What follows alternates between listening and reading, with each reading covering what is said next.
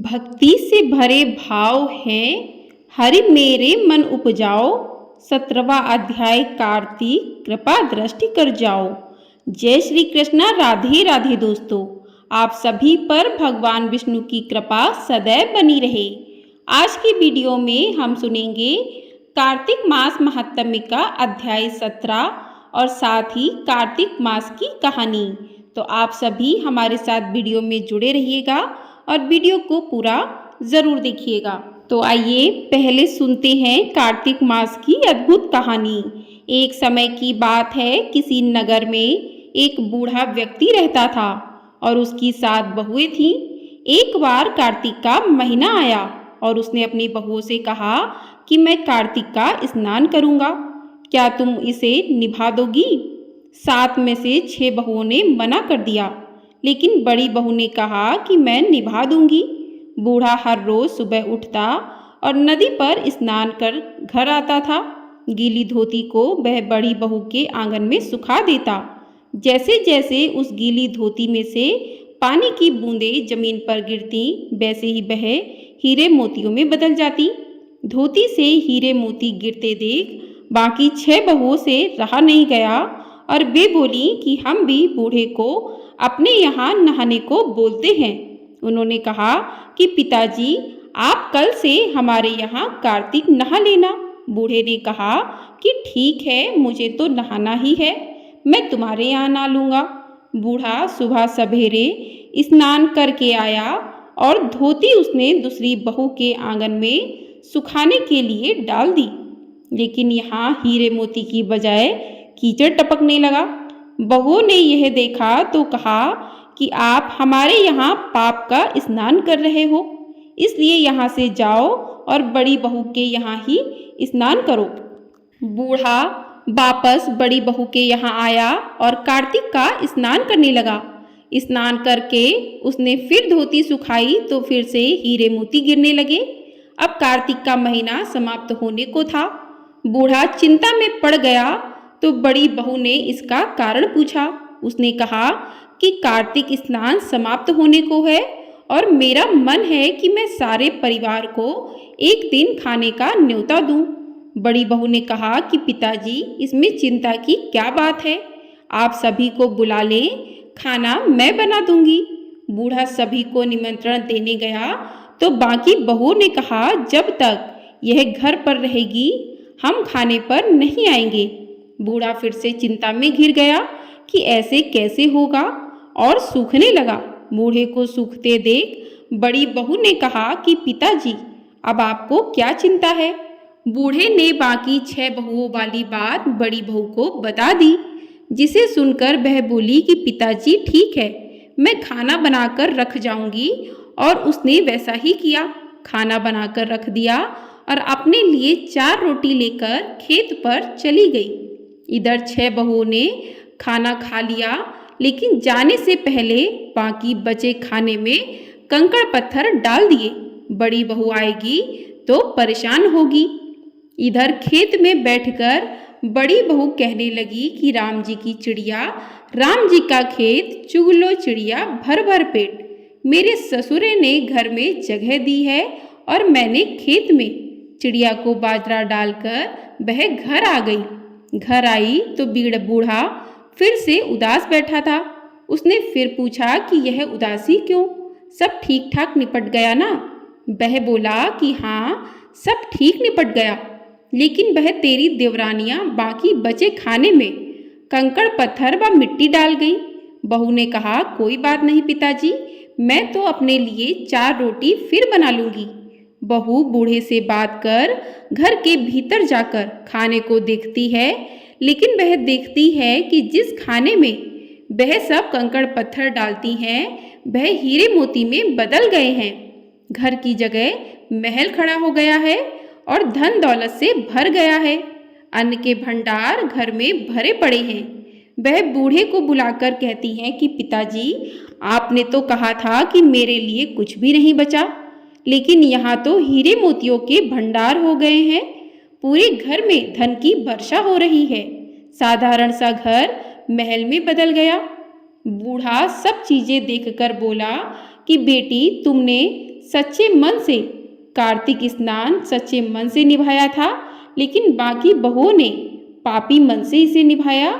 इसलिए कार्तिक देवता तुमसे प्रसन्न हुए और यह फल दिया। हे कार्तिक देवता, जैसे आपने बड़ी बहू की सुनी, वैसे ही आप सबकी सुनना। बोलिए कार्तिक देवता की जय। तो इस प्रकार से कार्तिक स्नान की यह पावन कथा पूर्ण होती है। आइए अब सुनते हैं आज का अध्याय। तो पिछले अध्याय में हमने जाना था कि जलंधर और उनके सैनिक भगवान शिव से युद्ध करने के लिए कैलाश पर्वत पर गए। तो वहां पर शिव के गढ़ भी युद्ध के लिए तैयार हुए थे। अब आगे की कथा प्रारंभ करते हैं। तो उस समय शिव जी के गढ़ प्रबल थे और उन्होंने जलंधर के शुंभ निशुंभ और महासुर काल नेमी आदि को पराजित कर दिया। यह देखकर सागर पुत्र जलंधर एक विशाल रथ पर चढ़कर, जिस पर लंबी पताका लगी हुई थी, युद्ध भूमि में आया। इधर जय और शील नामक शंकर जी के गढ़ भी युद्ध में तत्पर होकर गरजने लगे। इस प्रकार दोनों सेनाओं के हाथी घोड़े शंख भेरी और दोनों ओर के सिंहनाद से धरती त्रस्त हो गई। जलंधर ने कोहरे के समान असंख्य बाणों को फेंककर पृथ्वी से आकाश तक व्याप्त कर दिया और नदी को 5, गणेश को 5, वीरभद्र को एक साथ ही 20 बाण मारकर उनके शरीर को छेद दिया और मेघ के समान गर्जना करने लगा। यह देख कार्तिकेय ने भी दैत्य जलंधर को अपनी शक्ति उठाकर मारी और घोर गर्जन किया, जिसके आघात से वह मूर्छित हो पृथ्वी पर गिर पड़ा। परंतु वह शीघ्र ही उठा और क्रोधाविष्ट हो कार्तिकेय पर अपनी गदा से प्रहार करने लगा। ब्रह्मा जी के वरदान की सफलता के लिए शंकर पुत्र कार्तिकेय पृथ्वी पर सो गए। गणेश जी भी गदा के प्रहार से व्याकुल होकर धरती पर गिर पड़े। नंदी व्याकुल हो गदा प्रहार से पृथ्वी पर गिर गए। फिर दैत्य ने हाथ में परिध ले शीघ्र ही वीरभद्र को पृथ्वी पर गिरा देख शंकर जी गढ़ चिल्लाते हुए संग्राम भूमि छोड़ बड़े वेग से भाग चले। वे भागे हुए गढ़ शीघ्र ही शिव जी के पास आ गए और व्याकुलता से युद्ध का सब समाचार कह सुनाया। लीलाधरी भगवान ने उन्हें अभय दे सबका संतोष वर्धन किया। इसी के साथ आज का अध्याय समाप्त होता है। बोलिए भगवान शंकर की जय। बोलिए भगवान विष्णु की जय। तो आइए अब सुनते हैं तुलसी माता की आरती। कार्तिक महीने में तुलसी पूजा का विशेष महत्व माना गया है। इस महीने में जो भी भक्त तुलसी माता का पूजन करते हैं, उन्हें जल अर्पित करते हैं, दीपदान करते हैं, उनकी कथा को सुनते हैं, तुलसी चालीसा पढ़ते हैं, तुलसी माँ की आरती करते हैं, तो उन पर भगवान विष्णु की कृपा बरसती है। तो आइए तुलसी माँ की आरती करते हैं। जय जय तुलसी माता मैया, जय तुलसी माता, सब जग की सुखदाता, सबकी वरदाता। जय जय तुलसी माता, सब योगों से ऊपर, सब रोगों से ऊपर, रज से रक्षक करके सबकी भवत्राता।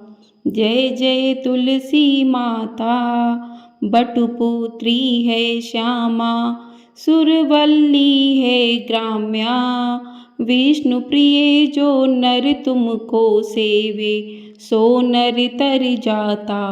जय जय तुलसी माता, हरि के शीश विराजत, त्रिभुवन से हो वंदित, पतित जनों की तारणी तुम हो विख्याता। जय जय तुलसी माता, लेकर जन्म विजन में आई देव भवन में, मानव लोक तुम्ही से सुख संपत्ति पाता।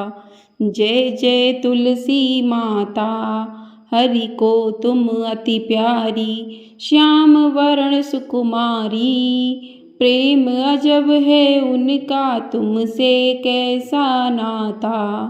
हमारी विपत हरो तुम कृपा करो माता, जय जय तुलसी माता, मैया जय तुलसी माता, सब जग की सुखदाता, सबकी वरदाता।